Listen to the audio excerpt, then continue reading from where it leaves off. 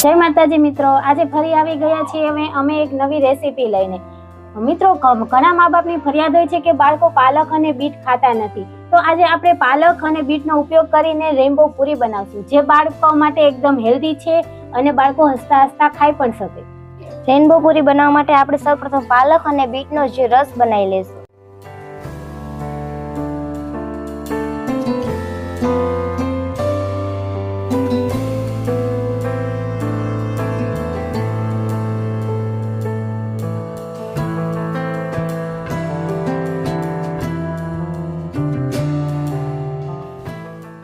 પાલક ને બીટ ને એકદમ સરસ રીતે આપણે રસ બનાવી લીધો છે। હવે આપણે તેને લોટ બાંધશું અને આપણે 3 અલગ અલગ લોટ બાંધવાના છે।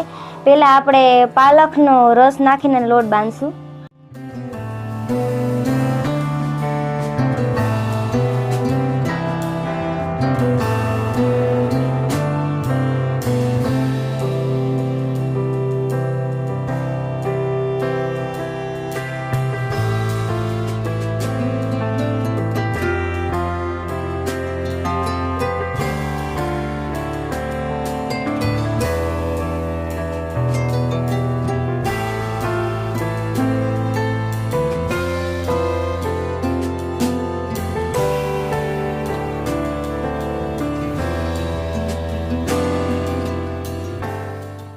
પૂરી બનાવવા માટે આપણે 3 કલરના લોટ બાંધી લીધા છે। હવે આપણે તેને વણી લઈશું।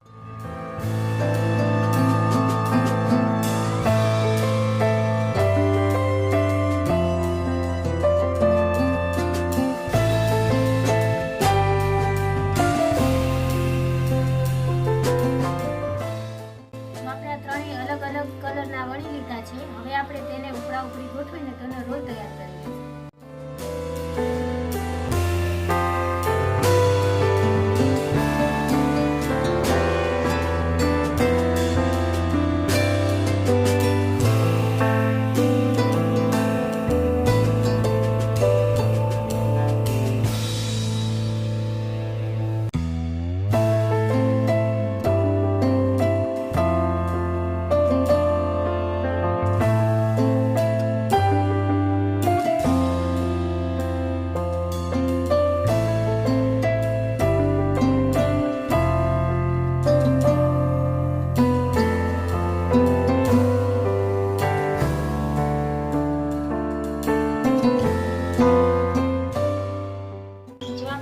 વણીને તૈયાર છે। હવે આપણે તેને તળી લઈશું।